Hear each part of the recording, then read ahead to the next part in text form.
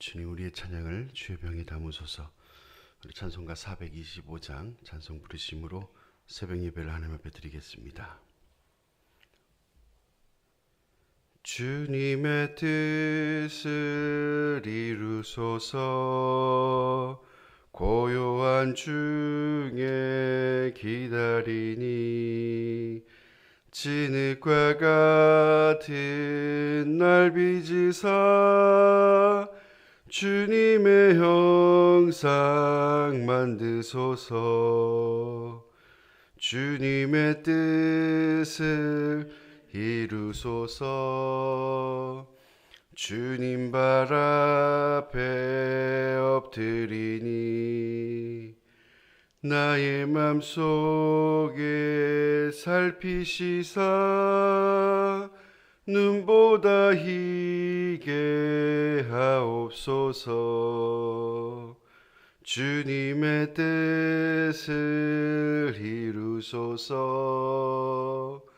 병들어 몸이 피곤할 때 권능의 손을 내게 펴사 강건케 하여 주옵소서.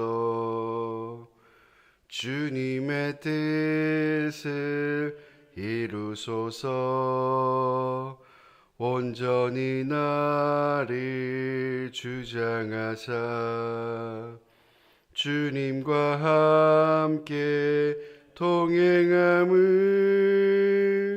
만민이 알게 하옵소서. 아멘. 주님, 우리의 기도를 주의 병에 담으소서. 기도문으로 함께 기도하시겠습니다. 우리를 사랑하시는 하나님, 오늘도 주님을 의지하며 이 하루의 첫 시간을 하나님께 예배하며 기도의 제단을 쌓을 수 있도록 인도하여 주심에 감사를 드립니다. 이 하루의 첫 마음과 첫 생각이 주님만을 생각하게 하시니 감사합니다. 첫 음성이 주의 말씀임에 감사합니다. 첫 고백이 주님을 향한 감사의 고백이여 감사합니다. 오늘도 주님께 감사함으로 감사가 넘치는 삶을 살아가게 하옵소서. 갚을 수 없는 십자가의 사랑의 빛을 지고 살아가는 저희들이 그 구원의 감격과 은혜를 잃어버리고 하나님 말씀대로 온전히 순종하지 못한 삶을 회개합니다. 우리의 연약함을 긍휼히 여겨주시고 모든 죄와 허물을 용서하여 주옵소서. 우리 교회를 사랑하시고 인도하시는 하나님 감사합니다. 여러 가지 형편과 사정으로 인해 지치고 약해진 지체들을 일으켜 세워주셔서 다시 말씀과 기도, 예배를 회복하여 맡겨주신 사명을 잘 감당하는 기쁨과 감사가 넘쳐나는 교회가 되게 하옵소서. 다음 세대와 청년들이 하나님의 비전을 품게 하시고 주님을 의지하는 온전한 믿음을 더하여 주옵소서. 학업과 취업과 결혼 문제로 고민하는 자녀들의 앞길을 주님의 그 선한 능력의 길로 인도하여 주옵소서. 오늘도 살아감에 있어 육신의 질병과 물질의 어려움과 삶의 문제로 힘들어하는 성도들에게 은혜를 더하여 주시고 낙심치 않게 붙들어 주옵소서. 나를 사랑하시는 하나님 앞에 모든 문제들을 내려놓고 믿음으로 주님만 찾고 원하고 바라고 기도하는 저희들이 되게 하옵소서. 오늘도 기도하는 우리의 모든 기도의 제목들을 아십니다. 혹시 우리가 아뢰지 못한 기도 제목까지도 아시는 주님께서 있어야 할 모든 것들, 우리의 필요를 아시오니 주님께서 채우시는 응답이 있기를 소망합니다. 주님의 그 선한 능력으로 날 안으시고 그 크신 팔로 날 붙들어 주시어 절망 속에서도 흔들리지 않고 사랑하는 주님의 얼굴을 구하는 하루 되게 하옵소서. 오늘도 부어주실 은혜를 기대하고 사모합니다. 하나님을 사랑하는 자, 곧 그의 뜻대로 부르심을 입은 자들에게는 모든 것이 합력하여 선을 이루어 주실 줄 믿습니다. 우리를 사랑하시는 예수님의 이름으로 기도합니다. 아멘. 하나님 말씀은 빌립보서 4장 10절에서 13절입니다. 함께 읽겠습니다. 내가 주 안에서 크게 기뻐함은 너희가 나를 생각했던 것이 이제 다시 싹이 나니 너희가 또한 이를 위하여 생각하였으나 기회가 없었느니라. 내가 궁핍함으로 말하는 것이 아니니라. 어떠한 형편에든지 나는 자족하기를 배웠노니 나는 비천에 처할 줄도 알고 모든 일 곧 배부름과 배고픔과 풍부와 궁핍에도 처할 줄 아는 일체의 비결을 배웠노라. 내게 능력 주시는 자 안에서 내가 모든 것을 할 수 있느니라. 아멘. 바울이 빌립보서를 로마 감옥에서 쓰고 있습니다. 감옥의 환경이 아무리 좋아도 감옥은 자유를 억압당하고 있는 참 불편한 그러한 상황입니다. 그런데 빌립보서는 기쁨의 서신이라고 불릴 만큼 바울의 기쁨과 또 충만한 기쁨, 이 기쁨이 넘쳐나고 있습니다. 왜 그러냐면 바울 그가 어디에 있든지 무엇을 하든지 바울은 만족하고 또 자족하고 행복했기 때문입니다. 내가 궁핍함으로 말하는 것이 아니니라. 어떠한 형편에서든지 나는 자족하기를 배웠다라고 바울은 말씀합니다. 이 자족하는 것을 누구에게 배웠겠습니까? 바로 자족하는 것은 그리스도를 통해서 바울은 배웠습니다. 감옥에 있어도 행복했고 복음을 전하는 자유인으로 살아갈 때도 바울은 행복했습니다. 이 모든 것이 행복한 것은 바로 예수 그리스도를 통해서 그 비결을 배운 것입니다. 또 구체적으로 자족하는 것을 바울은 이렇게 설명을 합니다. 나는 비천에 처할 줄도 알고 풍부에 처할 줄도 알아. 모든 일 곧 배부름과 배고픔과 풍부와 궁핍에도 처할 줄 아는 일체의 비결을 배웠노라. 비천에 처하는 것, 풍부에 처하는 것, 어디에 있건 나는 자족하는 것을 배웠다 말씀합니다. 바울이 복음을 전하다 보면 성도들이 물질을 이렇게 충만하게 줄 때가 있습니다. 선교 헌금을 할 때가 있습니다. 또 복음의 사역에 쓰시라고 또 바울에게 물질을 이렇게 헌금을 합니다. 근데 바울은 이 성도들이 준 그 헌금을 가지고 복음 사역에 널리 기쁨을 가지고 쓰면서 참 행복했습니다. 본인을 위해서 쓰는 것이 아니라 하나님 나라의 그 복음의 사역을 위해서 바울은 주신 물질을 그렇게 기쁨으로 행복하게 사용한 것입니다. 실로 그가 예루살렘 교회를 돕기 위해서 개척한 교회마다 물질의 도움을 요청을 했습니다. 예루살렘 교회가 기근으로 참 힘들어하고 있을 그때에 바울이 개척한 교회마다 헌금을 좀 부탁한다고 요청을 했을 때에 여러 교회가 그 바울의 마음에 동참을 했습니다. 그래서 헌금을 기쁨으로 드렸습니다. 그 물질을 모아다가 바울에게는 위험한 그 예루살렘으로 바울은 직접 가서 기근에 처한 예루살렘 교회를 돕는 일에 기쁘게 사용을 했습니다. 자신을 위해서 사용하지 않고 교회를 위해서 그 교회 예루살렘 교회 성도들을 위해서 열심히 또 돕고 사용을 했습니다. 바울은 풍부에 처하면 나누고 또 섬기고 돕는 일에 사용을 했습니다.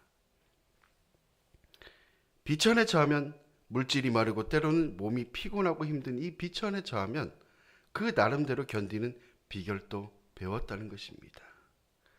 이 보통 사람이 할 수 있는 일이 아니라는 거죠. 이 세상 사람들은 어떻습니까? 물질이 풍부하면 그것에 만족하고 살아갑니까?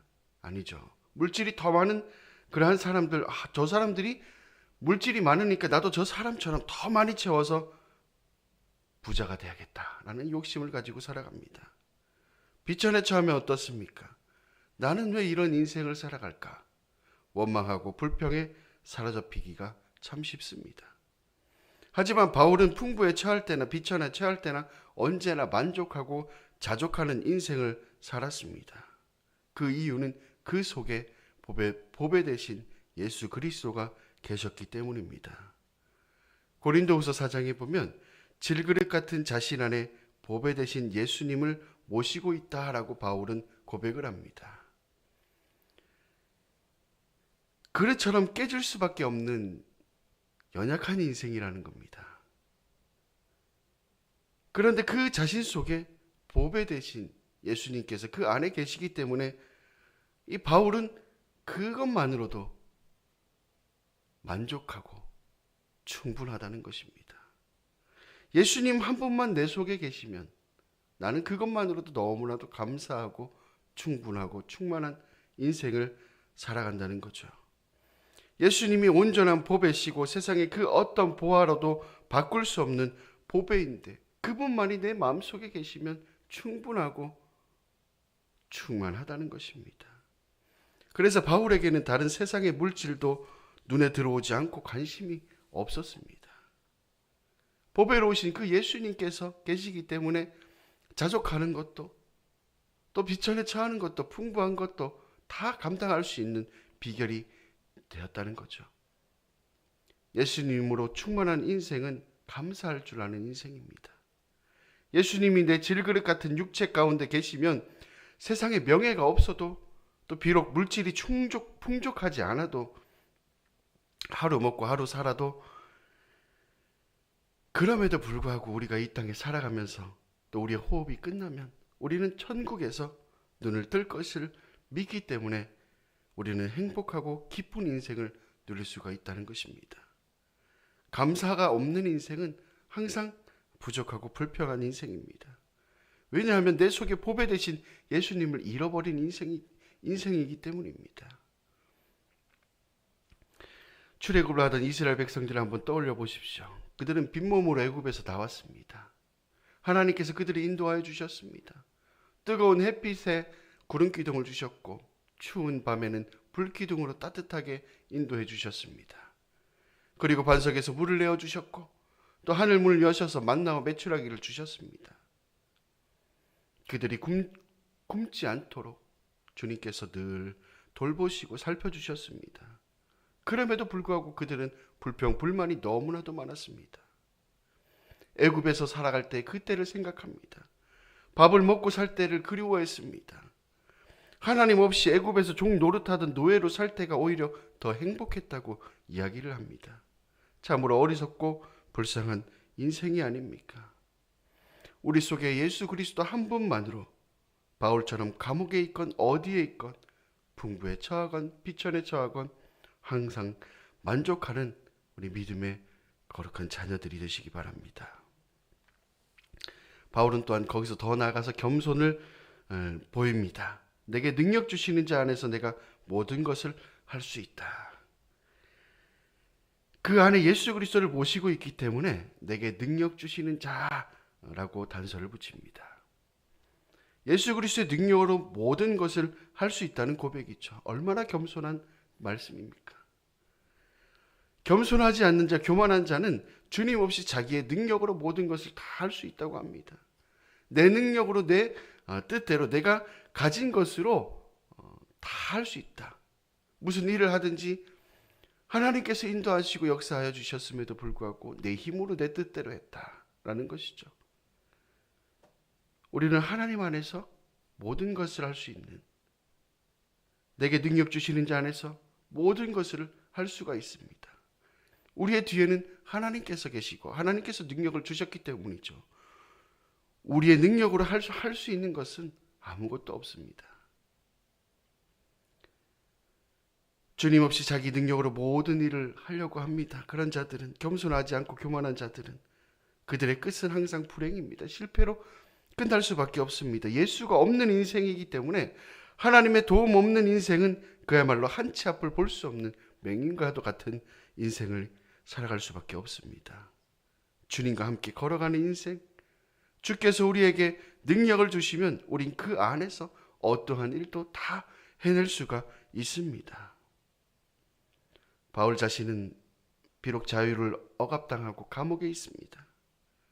그러나 하나님께서 원하시면 하나님께서 이 감옥에서 나를 건져내어 주실 것이고, 또 나에게 하나님께서 능력 주시면 또 내가 예수 그리스도의 그 복음을 증거할 때에 복음의 역사를 이루어 주실 거라는 바울의 이 위대한 고백이 오늘 우리의 고백이 되기를 간절히 바랍니다. 또 우리가 자족하고 또 만족하고 예수님 한 분이면 충분합니다. 자족하고 만족하면 또 우리의 입술에서 감사가 넘치고 또 겸손한 삶을 살아갈 수가 있습니다. 그 감사와 겸손으로 오늘 또 승리하시고 또 하나님 주시는 그 신령한 복을 받아 누리시는 우리 성도님들이 다 되시기를 간절히 바랍니다. 기도하시겠습니다. 주님 감사합니다. 오늘 또 주님 한 분만으로 충분하고 감사합니다. 보배로우신 그 예수 그리스도를 우리 마음에 품고 그 예수님께서 내 마음속에 계시기에 그 주님 한 분만으로 충분합니다. 세상에 그 어떤 것도 우리가 마음속에 품지 않고 예수님을 품고 살아갈 때에 우리가 예수님 한 분만으로 만족하고 자족하고 어떠한 상황에서도 감사하고 겸손한 인생을 살아가는 저희가 되게 하여 주옵소서. 그래서 어떠한 상황에서도 늘 감사가 넘치고 늘 행복하고 주님 생각하면 너무나도 기쁨이 넘치고 감사가 넘치는 복된 삶을 살아가는 저희들이 다 될 수 있도록 축복하여 주옵소서. 오늘도 주님 앞에 간구하는 기도를 올려드립니다. 하나님 우리의 기도를 들으시고 기뻐 받으시고 영광 받아주셔서 하나님 앞에 올려드리는 기도가 하나님의 기쁨이 되고 하나님의 영광이 되게 하여 주옵소서. 그래서 우리의 기도를 통해 하나님께서 응답하여 주셔서 그 기도가 더욱더 하나님 앞에 올려지는 우리의 모습이 되게 하시고 또 그로 인해서 응답된 기도를 통해 하나님 앞에 많은 사람들 앞에 간증하며 또 찬양하며 하나님께 영광 돌리는 귀한 삶을 살아가는 오늘 하루가 될 수 있도록 축복하여 주옵소서. 감사드리며 예수님의 이름으로 기도드립니다. 주님 가르쳐 주신 기도입니다. 하늘에 계신 우리 아버지, 아버지의 이름을 거룩하게 하시며 아버지의 나라가 오게 하시며 아버지의 뜻이 하늘에서와 같이 땅에서도 이루어지게 하소서. 오늘 우리에게 일용할 양식을 주시고 우리가 우리에게 잘못한 사람을 용서하여 준 것 같이 우리 죄를 용서하여 주시고 우리를 시험에 빠지지 않게 하시고 악에서 구하소서. 나라와 권능과 영광이 영원히 아버지의 것입니다. 아멘. 자유롭게 기도하시기 바랍니다.